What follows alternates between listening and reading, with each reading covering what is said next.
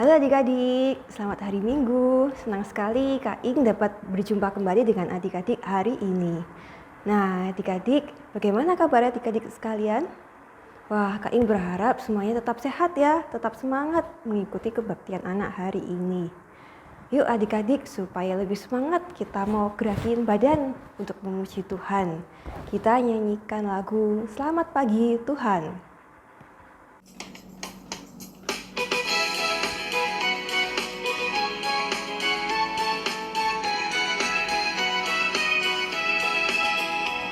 Selamat pagi Tuhan, tak lupa terima kasih. Tuhan telah pelihara kami setiap hari. Matahari bersinar, burung-burung bernyanyi, bertambah indahnya. Satu kali lagi adik-adik ya, lebih semangat. Selamat pagi Tuhan, tak lupa terima kasih. Tuhan telah pelihara kami setiap hari. Matahari bersinar, burung-burung bernyanyi, bertambah indahnya.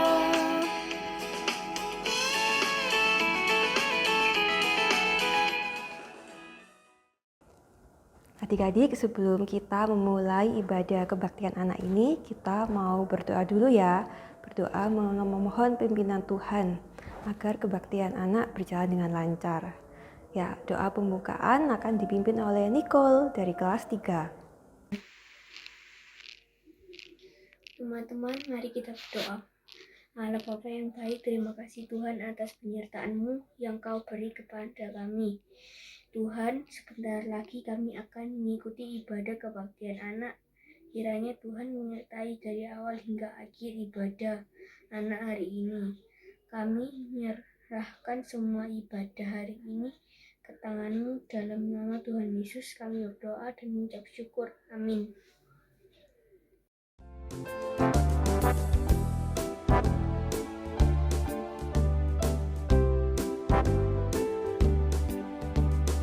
Yesus sayang semua.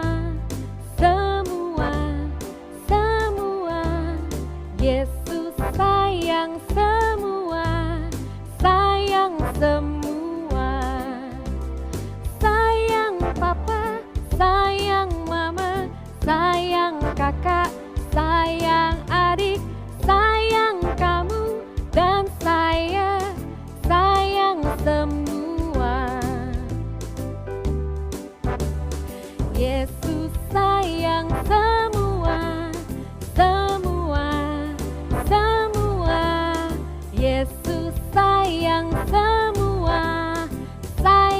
semua. Sayang papa, sayang mama, sayang kakak, sayang adik, sayang kamu dan saya, sayang semua.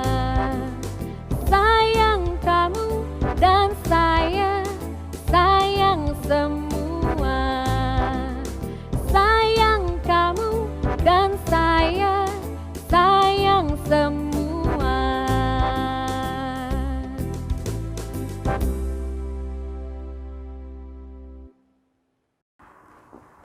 Adik-adik, sebentar lagi kita mau mendengarkan firman Tuhan ya yang disampaikan oleh Kak Titik. Nah, sebelum kita mendengarkan firman Tuhan, mari kita berdoa. Tuhan Yesus, terima kasih Tuhan. Tuhan sudah mengumpulkan kami pada hari ini. Dan Tuhan, sebentar lagi kami akan mendengarkan firman Tuhan. Tuhan tolong kiranya firman yang kami dengar dapat kami terima dan masukkan ke dalam hati kami, sehingga dapat kami ingat dan untuk kami lakukan setiap harinya. Terima kasih Tuhan. Dalam nama Tuhan Yesus kami berdoa. Amin.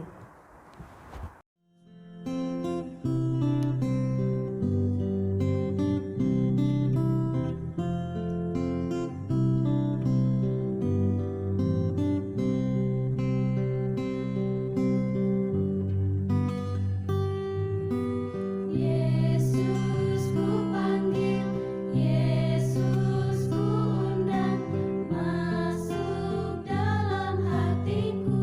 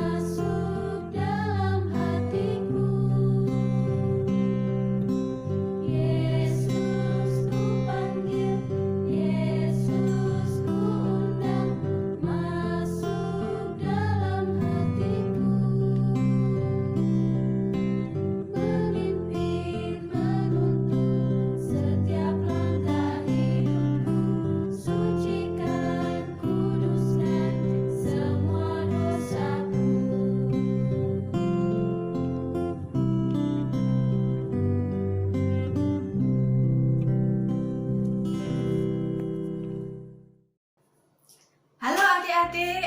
Nah, kakak mau tanya, kira-kira kalau di siang hari udaranya sangat panas, lalu kita melihat buah, apa yang kita bayangkan? Mungkin kita membayangkan rasanya yang menyegarkan. Mungkin kita bayangkan airnya yang banyak. Dan kita pengen segera makan buah supaya kita merasa segar. Nah, buah yang baik akan sangat menyegarkan kalau kita makan. Bahkan menyehatkan tubuh kita semua. Tapi bagaimana kalau buahnya busuk atau buahnya sudah sangat rusak? Wah, mungkin kita tidak tertarik untuk melihat buah yang sudah sangat busuk ya adik-adik.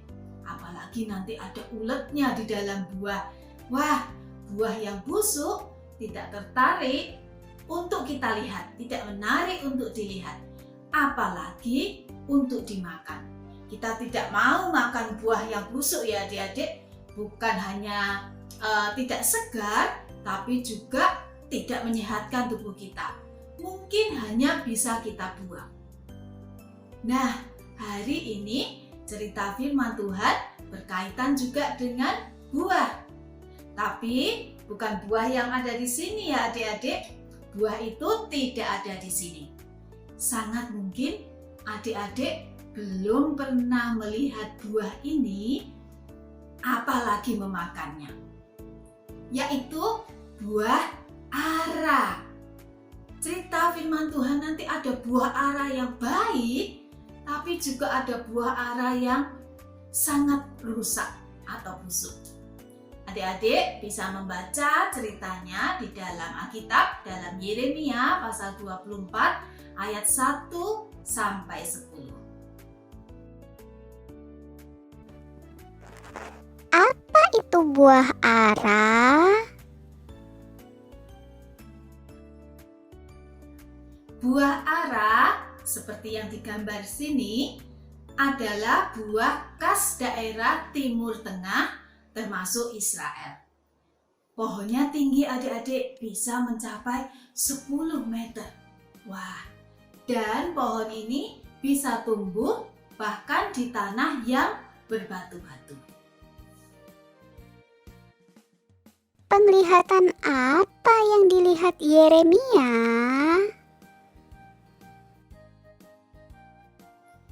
Nabi Yeremia melihat 2 buah keranjang buah ara di depan bait Tuhan. 1 keranjang berisi buah ara yang sangat baik. Sedangkan 1 keranjang lagi berisi buah ara yang sangat jelek atau busuk sehingga tidak bisa lagi untuk dimakan. Apa arti penglihatan buah ara itu?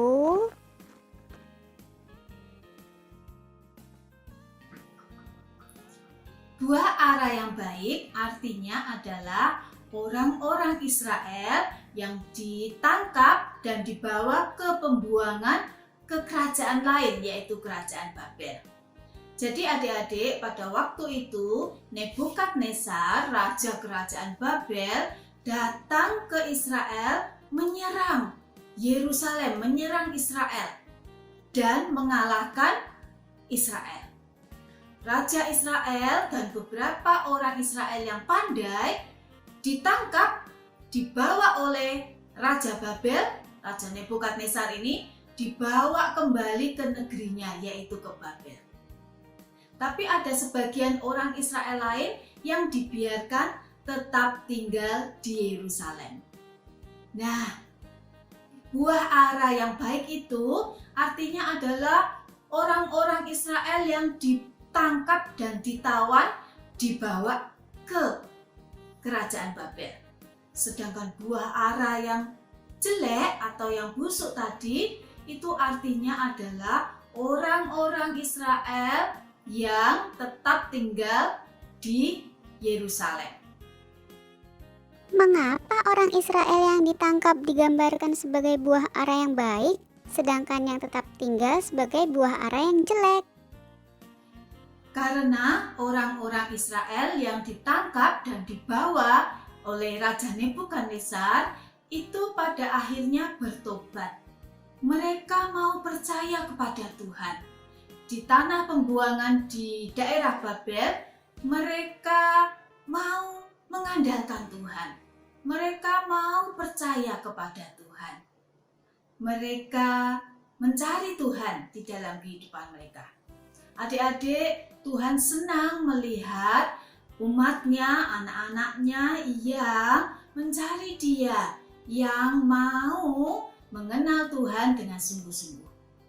Karena itu adik-adik, Tuhan berjanji bahwa orang-orang Israel yang ada di pembuangan ini akan dipelihara oleh Tuhan. Tuhan mengasihi mereka. Tuhan berjanji akan memulihkan keadaan mereka dan kelak mereka akan bisa kembali lagi ke Yerusalem, tempat asal mereka. Itu sebabnya orang-orang yang Israel yang di pembuangan ini digambarkan seperti buah ara yang baik, yang dikasihi oleh Tuhan, yang menyenangkan. Tetapi sebaliknya adik-adik, orang-orang Israel yang tidak ditangkap, yang boleh tinggal tetap di Yerusalem, mereka merasa keadaannya baik-baik saja. Karena itu mereka tidak bertobat. Mereka tidak mencari Tuhan. Mereka tidak mengandalkan Tuhan karena merasa dirinya baik-baik saja. Karena itu adik-adik, mereka digambarkan seperti buah ara yang sangat jelek atau busuk. Karena mereka tidak punya hati yang mengasihi Tuhan, mencari dan mengandalkan Tuhan. Kelak mereka mengalami situasi yang jauh lebih buruk dari orang-orang Israel yang waktu itu dibawa ke pembuangan. Apa yang bisa kita pelajari dari kisah penglihatan Yeremia tentang buah ara ini? Nah adik-adik, dua hal yang kita bisa belajar dari cerita firman Tuhan ini. Yang pertama, Tuhan bisa memakai situasi yang tidak menyenangkan atau sulit untuk membentuk hati kita, untuk membuat kita semakin kenal Tuhan. Misalnya saja ketika kita mengalami sakit, ketika kita mungkin diizinkan untuk gagal, ketika kita tidak mendapatkan apa yang kita inginkan. Semua hal-hal itu tidak menyenangkan. Tetapi Tuhan bisa memakai itu untuk membentuk hati kita. Membuat kita semakin berserah kepada Tuhan. Membuat kita semakin mengandalkan Tuhan. Membuat kita semakin berserah kepada pemeliharaan Tuhan di dalam hidup kita. Itu artinya membuat hati kita akan semakin mengenal Tuhan. Dan Tuhan sangat senang ketika melihat kita semakin mengasihi Tuhan, semakin dekat dengan Tuhan dan mengenal Tuhan. Yang kedua, adik-adik, kita belajar di dalam situasi apapun kita harus tetap mengandalkan Tuhan. Jangan sampai ketika situasinya menyenangkan, ketika situasi yang enak, situasi yang baik-baik saja, justru membuat kita jauh dari Tuhan. Misalnya ketika tubuh kita sehat dan kuat, lalu kita tidak mengandalkan Tuhan. Atau misalnya ketika kita diberikan kepandaian, sehingga tidak kesulitan ketika belajar atau mengikuti tugas-tugas yang ada di sekolah. Atau misalnya juga ketika kita punya uang yang cukup, tidak kekurangan. Itu semua keadaan yang baik adik-adik. Tapi jangan sampai keadaan yang baik itu justru membuat kita melupakan Tuhan. Kita mengandalkan kekuatan kita sendiri. Dan tidak lagi taat kepada Tuhan, mengasihi Tuhan, atau berserah kepada pemeliharaan Tuhan. Tuhan senang ketika kita di dalam situasi apapun punya hati yang mau mengenal Tuhan. Seperti firman Tuhan pada hari ini dari Yeremia 24 ayat 7a. Aku akan memberi mereka suatu hati untuk mengenal aku, yaitu bahwa akulah Tuhan. Yeremia 24 ayat 7a. Aku akan memberi mereka suatu hati untuk mengenal aku, yaitu bahwa akulah Tuhan. Mari kita berdoa. Tuhan Yesus, terima kasih firman Tuhan hari ini mengingatkan kami untuk punya hati yang mengasihi Tuhan, yang mengenal Tuhan di dalam situasi apapun yang kami alami, baik itu yang mudah atau yang sulit. Di dalam setiap situasi kami boleh semakin menyerahkan hidup kami kepada Tuhan dan tidak mengandalkan kami sendiri. Terima kasih Tuhan. Kami berdoa dan mengucap syukur di dalam nama Tuhan Yesus. Amin. Adik-adik, sekarang waktunya kita memberikan ucapan syukur kepada Tuhan melalui persembahan. Adik-adik bisa minta tolong papa atau mama untuk scan kode di samping ini ya. Nah, kalau adik-adik belum bisa atau belum ada aplikasi pembayaran online-nya, adik-adik bisa masukkan uang persembahannya ke dalam amplop tertutup seperti ini. Lalu adik-adik berikan ke papa atau mama untuk diberikan ke gereja. Adik-adik, kita mau doa persembahan dulu ya. Doa persembahan akan dipimpin oleh Arel dari kelas 3.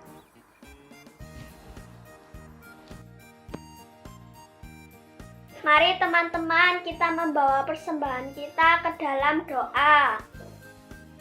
Tuhan, terima kasih atas kebaikan yang sudah Engkau berikan kepada kami setiap hari. Kami membawa persembahan kami ini ke dalam tangan-Mu. Semoga Engkau berkenan dan menerima persembahan ini. Terima kasih Tuhan, dalam nama Tuhan Yesus kami berdoa, amin.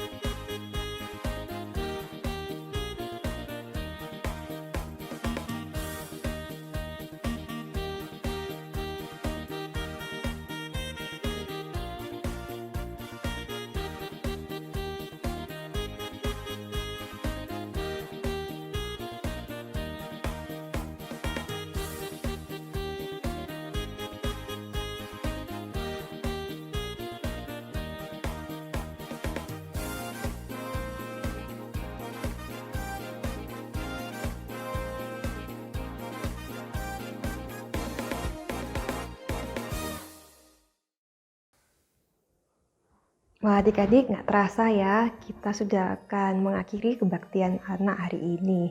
Kak Ing berterima kasih kepada adik-adik yang sudah setia dan semangat mengikuti mulai dari awal sampai akhir. Nah, sebelum kita mengakhiri, kita mau berdoa dulu ya. Tuhan Yesus, terima kasih Tuhan sudah menyertai kami semua sehingga kami dapat bersama-sama mengikuti kebaktian anak hari ini. Tuhan tolong kiranya apa yang kami pujikan dapat menyenangkan hati Tuhan. Dan apa yang kami dengar melalui firman Tuhan hari ini dapat masuk ke dalam hati kami dan dapat tumbuh serta menghasilkan buah yang baik. Tuhan, sebentar lagi kami akan kembali ke aktivitas kami masing-masing. Tuhan tolong sertai. Terima kasih banyak Tuhan. Dalam nama Tuhan Yesus kami berdoa dan mengucap syukur. Amin.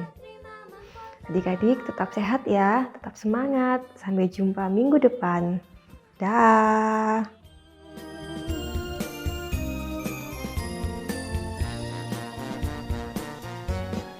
Anak sekolah minggu dengar-dengaran, takut orang tua terlebih Tuhan. Itulah tandanya anak yang manis, nanti masuk surga terima mahkota. Anak sekolah minggu dengar-dengaran, takut orang tua terlebih Tuhan. Itulah tandanya anak yang manis, nanti masuk surga terima mahkota.